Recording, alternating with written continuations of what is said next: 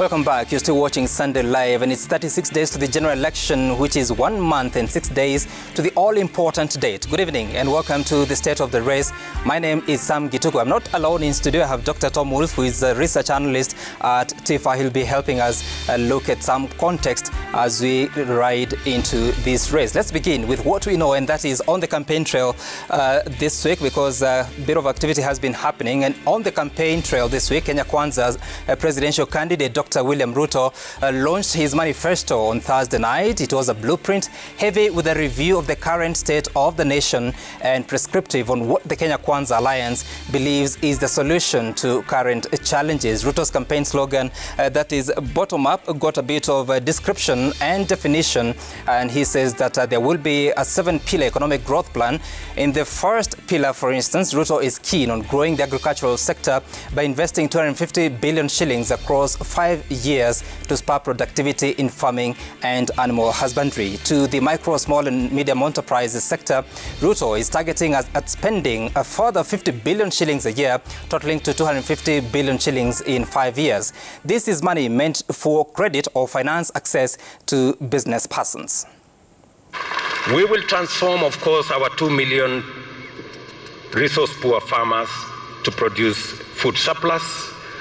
We will reduce our dependency on basic food imports, especially edible oil and rice. Our strategy is to move value addition of our tea to 50% in the next 3 years. Now, to the housing and settlement sector, Kenya Kwanza is promising to facilitate putting up of 250,000 new housing units every year. Half of them will be affordable housing. And also, Kenya Kwanza is promising to prioritize on what they are calling digital superhighway and creative economy. Part of this is to boost access to the internet by building 100,000 kilometers of fiber optic cable connectivity at a cost of 40 billion shillings. Ruto says this will be financed through the Universal Service Fund that is managed by the Communications Authority of Kenya. According to the Kenya Information and Communication Act, the fund's sources of revenue include levies on licenses issued by the Communications Authority, appropriations from government through Parliament, as well as grants and donation. What else was happening? Listen.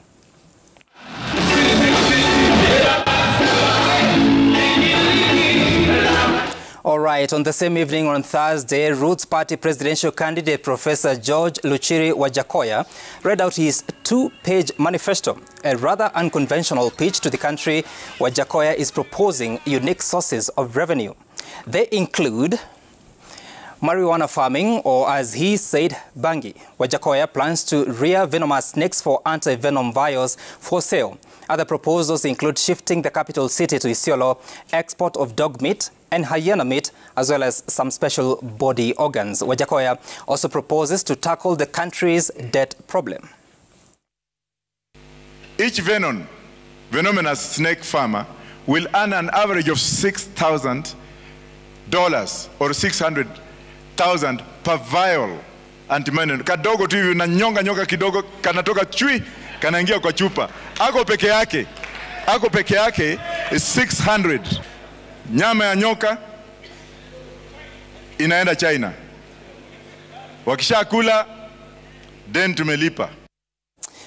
Right, and Tom, as you listen to candidate Wajakoya, never mind the conventionality of some of his proposals, do you see any possibility of his candidature pushing the country to a runoff? Well, Sam, I think given the unconventionality of his offerings to Kenyans, have to say that anything is possible. You may recall that when TIFA did a Nairobi County survey about 3 weeks ago, he was at 7%. Now, I went back and looked at the data, and I saw that he has about 4 times more support among people in the youngest age group, that is 18 to 24, than he does for people who are over 35.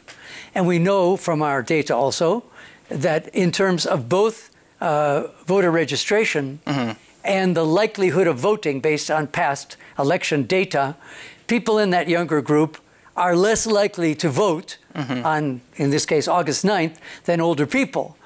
So will that 7%, even for Nairobi, materialize? Thinking finally about his proposals and the way they've been reported, I have to ask myself two questions. First of all, is it possible that some of the people who are telling us they'll vote for him are not serious? That they will really vote, but they're telling us that for fun. And then that made me think one step further, who would be the people I think most likely to vote for him? And I would put them in three categories. First, those who are just protesting the choice between Raila and Ruto. For whatever reasons, they don't like either of them, but they don't want to just leave the ballot empty. I know there's another candidate, but leaving that out. Second group, maybe there are some people who believe in his economic model. And then third, as I said earlier, with regard to being interviewed by survey firms, just for fun, just to enjoy. Okay. Because they like the music that he makes.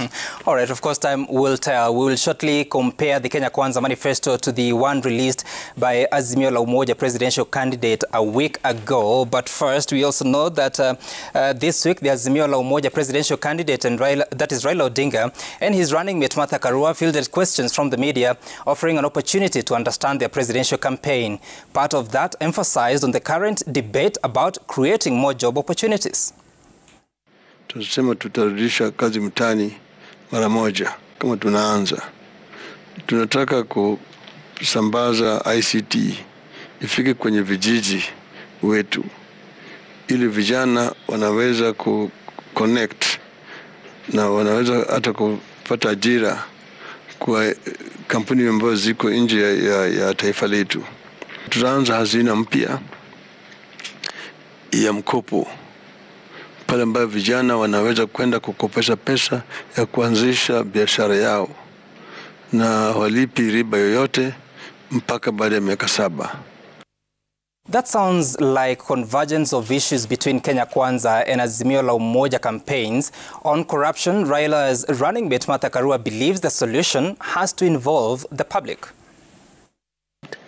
And fighting corruption, if I may add, is more than just about going to court. We will demonstrate our commitment to fighting corruption and make the public our partners in this fight. And that goes beyond just applying the law and also working seamlessly with those in the criminal justice sector. All right, on the issue of the weekend, that is the cost of living that people have been talking about, the leading presidential contenders have been giving the solutions that they think can be done. Leo unga imefika shilingi 200 plus, something that has never happened. 2018 unga ilikuwa shilingi 75 kwa kilo mbili. Leo imefika shilingi 200 na bado watu wanataka kutuambia ya kwamba wako na mpango. Kama wangekuwa na mpango, the handshake government, we would not be where we are today. Baba hayuko katika cabinet. Naweza tu kutoa ushauri kwa rais mwenyewe. Lakini yeye mwenyewe na wenzake ndio wako katika serikali. Kwa hivyo sisi tumeweza kutoa pendekezo. Lakini saa zingine wanapata ugumu hapa na pale ambao mimi mwenyewe siwezi kuyaingia.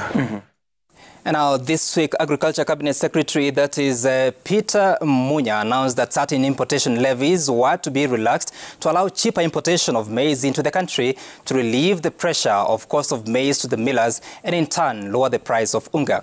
But this is not a new phenomenon. It has been a factor in at least 3 elections. Now, let's take a look at some of those. First, it was in 2013 when, that is before the March 4th general election. We know the price of a packet of unga, that is 2 kilograms, was retailing at between 100 shillings and 115 shillings. At the time, the Ruto ticket campaigned, promising to reduce the price to just 60 shillings a packet. Well, it never happened, and Kenyans continued to pay more than 100 shillings for the same packet into the subsequent years of the Jubilee administration. Then come 2017, which is also an election year, the market price at the time almost hit 160 shillings at some point. What did the government do? It was an election year. and therefore the Jubilee administration allowed importation of duty-free maize into the country and reached a deal with millers such that they would be given priority to access the imports and sell unga to consumers at a price of 90 shillings per packet. The price of unga would reduce further in September 2018 to just 75 shillings. Of note here is the the sheer volume of maize imported during the 2017 election. And first, the country has an annual demand of 40 million 90-kilogram bags of maize. This may have changed with the growth of population. And in 2017, 35.4 million bags were produced by Kenyan farmers, meaning there was a shortage. The crop season had also been poor. So when the government went ahead to reduce the duty or to get duty-free imports, 14.7 million bags were imported into the country. Remember, I told you that the demand is 40 million. The production for the country was 35.4 million. So 14 million is way above the demand for that time.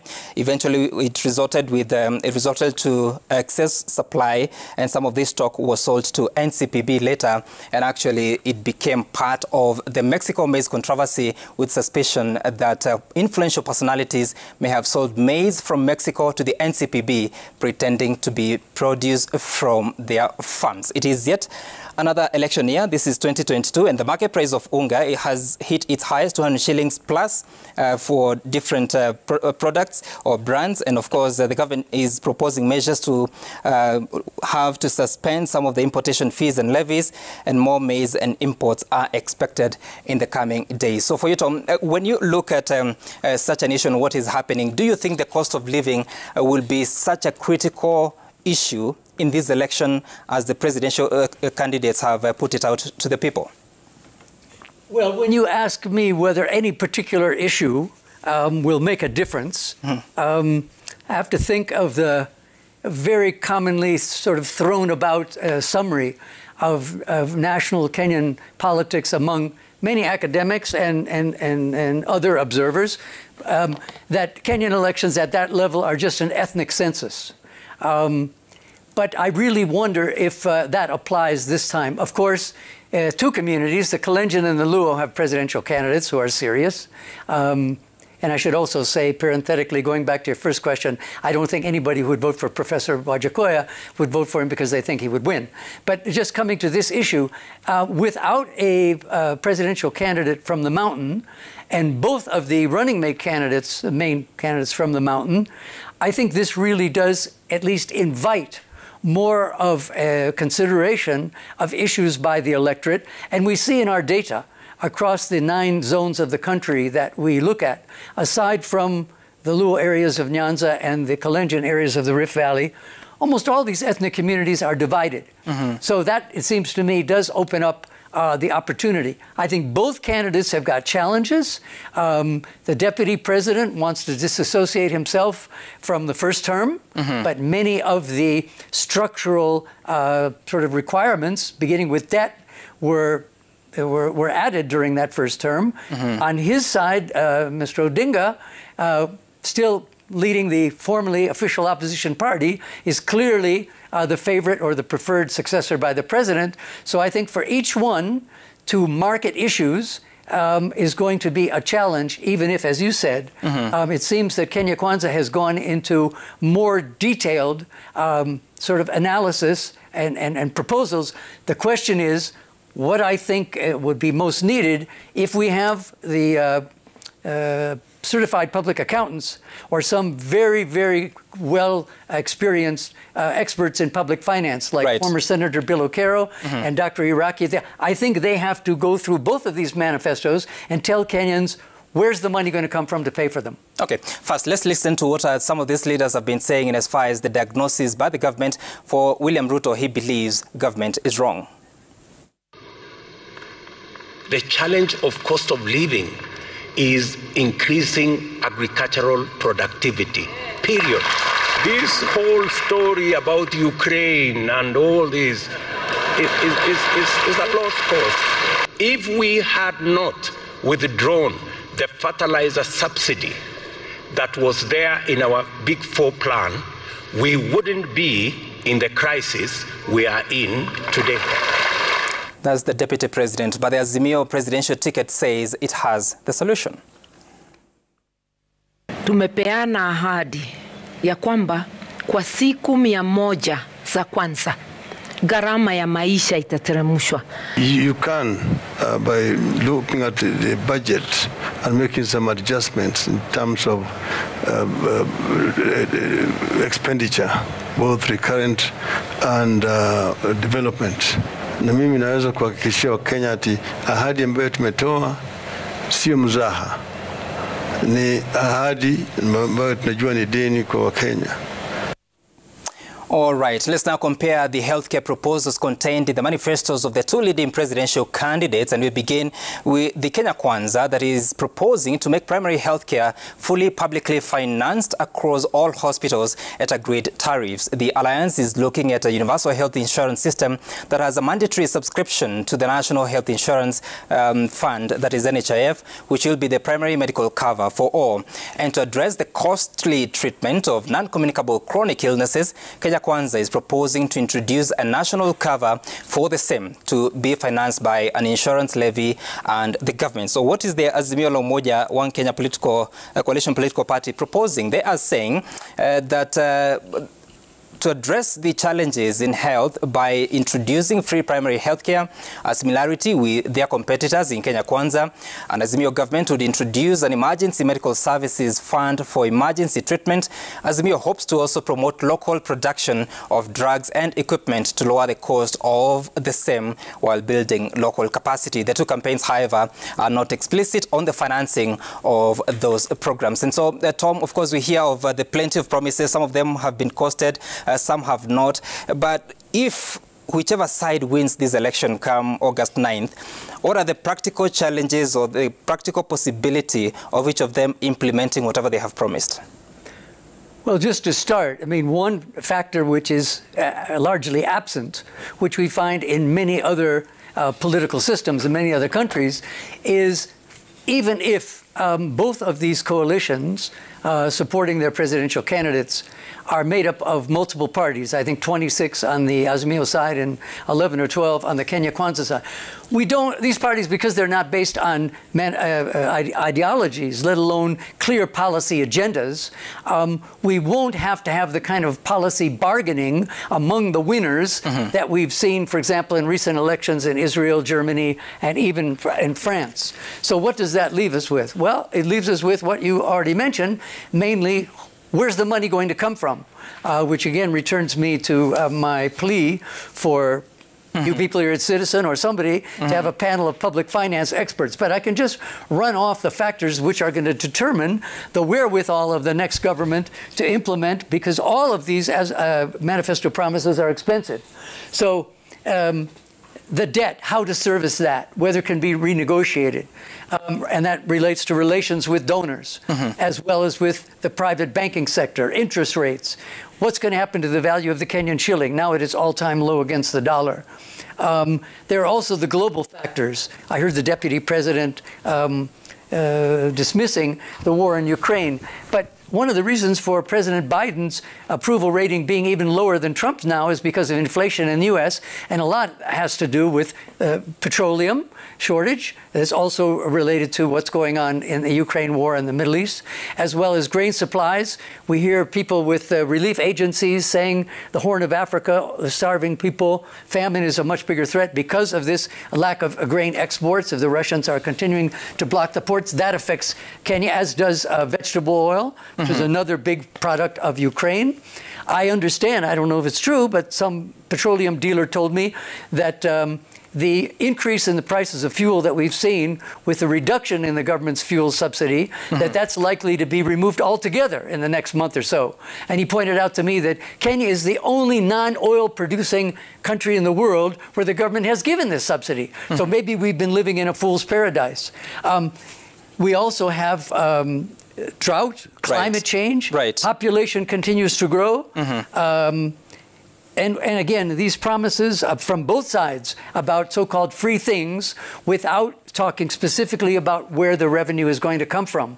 So I think whoever is going to be declared the winner after the voting on August 9th is going to wake up and have to have a very cold shower within the first day that they walk into State House, and their Cabinet Secretary for Finance walks into Treasury. Oh, all right. And of course, you're right that the National Treasury issued a press statement in the month of June indicating that the stabilization fund is not sustainable, so it would start to gradually be in July, lifted starting this month that we are in. And now remember, last week we looked at some troublesome electoral areas that are a headache for both Azimio and Kenya Kwanza. This week we are looking at Mathare constituency, which is in Nairobi County, is one such troublesome area. There has been a spat between Nairobi Senate aspirant Edwin Sifuna of ODM and Mathare constituency MP candidate Kelvin Kioko Bahati of Jubilee that has gotten ugly even on social media. Mathare na Mheshimiwa Shebe Shuko hapa ata confirm. Mathare we have only one candidate. Na ni wa ODM na anaitwa Anthony Holwatch. Who is Sifuna? And then Sifuna is saying he wants to give me a job. Who told Sifuna I wanted a job? All right. In this election, there are several candidates for that seat, including the current MP Anthony Holwatch of ODM, Bahati of Jubilee, and of course, Billion Ojiwa of UDA. And this is why this constituency is important. Of course, we know that in 2017, Anthony Holwatch polled 44,196 votes against Stephen Kariuki. He was running on ODM. Stephen Kariuki was running on Jubilee Party. He polled 34,366. And previously, in a by-election in 2014, that was between Stephen Kariuki and George Wanjohi of TNA. That time, Stephen Kariuki was in ODM. He had polled 14,966, and George Wanjohi had polled 14,082 votes, which is less than 800 votes difference. And of course, it's important to note that this is a constituency that has had all those challenges since 2013. Specifically, a sitting MP never really succeeds in the subsequent election. So this time round, it's a wait and see what happens. Now, to other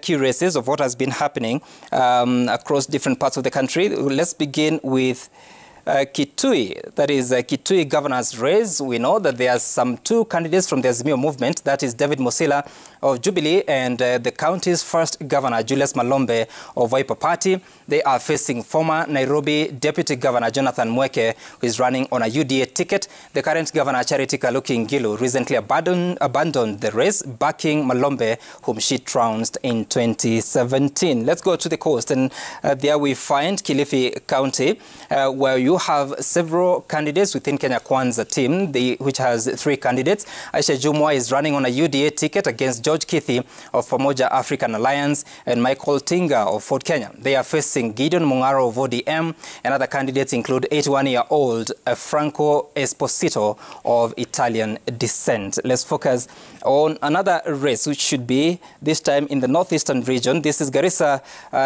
County, where we know that chaos ensued as Raila Odinga concluded his tour on Monday. A reason, two competing factions of Governor Ali Korane, who is defending his seat on a Jubilee ticket, against the first governor of the county, Nathif Jama, who seeks a return on an ODM ticket.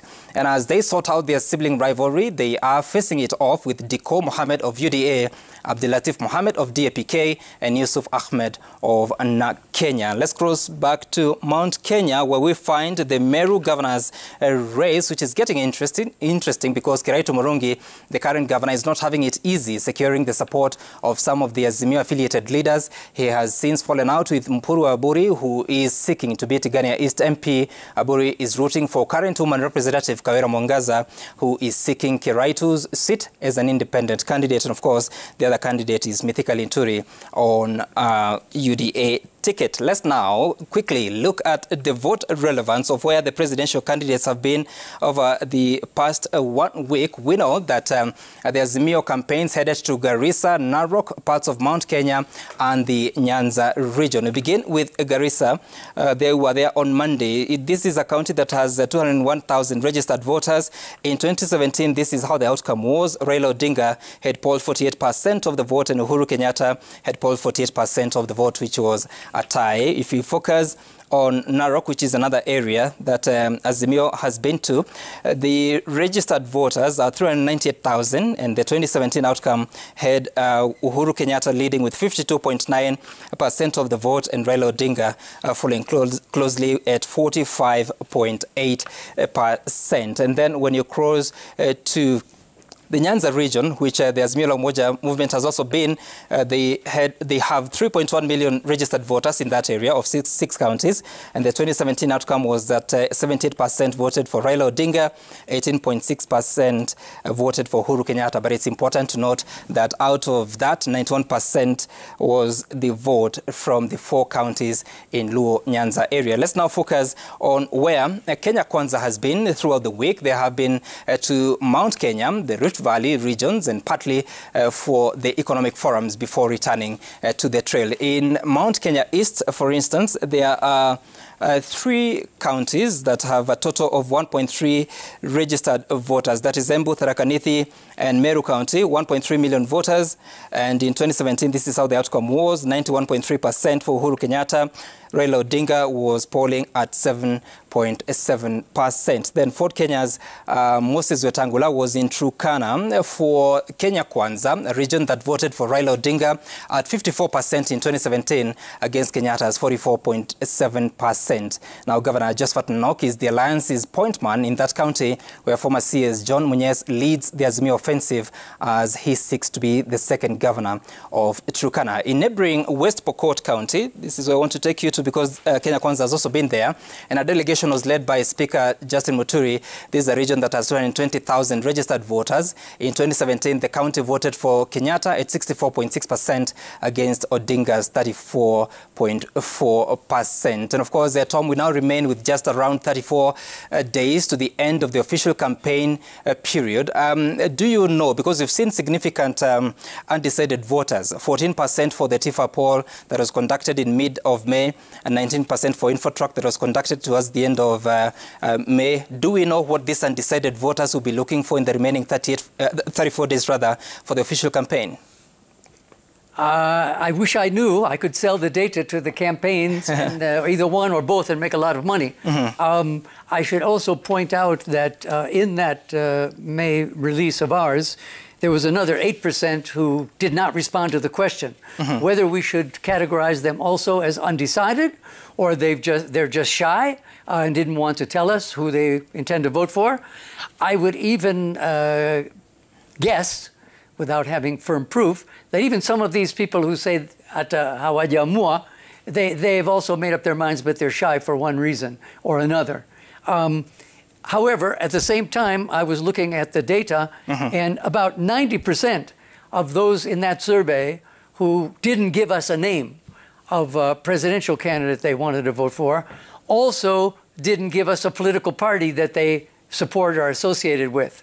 So that raises the question, if these people are not, because I don't think you'd have to be shy about naming a political party, but if they can't name one or they don't prefer to, are these really people who are not very likely to vote? And in our next survey, which should be soon, and I'm also expecting the other survey firms to give us results in the next 10 days or so, based on past performance, we want to dig a bit deeper and try to find out what's the level of professed likelihood of voting with their position with regard to that. And I should also say that today, my third piece in the Elephant online publication, analyzing polls, was uploaded, and I go into more detail about certain subjects, such as the impact of running mates on the campaign. And I'm sure in my next piece, I have to write 3 more for the contract that I have with the Elephant.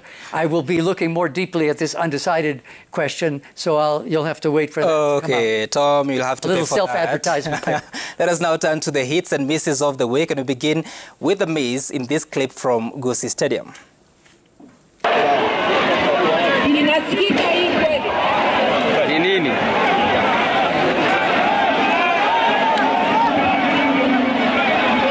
Now, this was at the tail end of an eventful day for Azimio Deputy Presidential candidate Martha Karua. A police officer is said to have discharged a tear gas canister that sent the leaders and the crowd scampering for safety, bringing the meeting to an abrupt end. Governor James Ongwae and ODM governorship candidate Simba Arati have been blaming each other.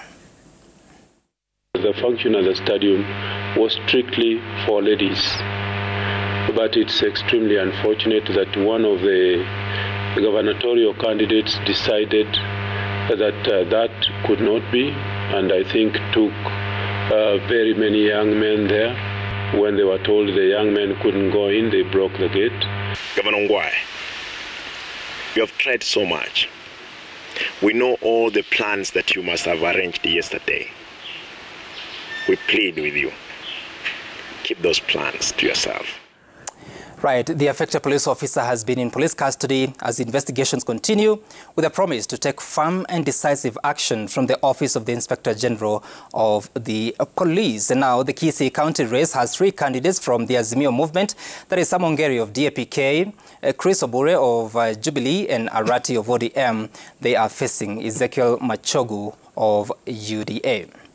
To another miss now, Nairobi's UDA governorship candidate, that is Johnson Sakaja, suffered yet another blow after the CUE wrote to IEBC, now withdrawing its recognition certificate following further investigations. But the IEBC has indicated that the development has no effect on Sakaja's candidature unless a court order comes its way. Now to something else, this is the hit.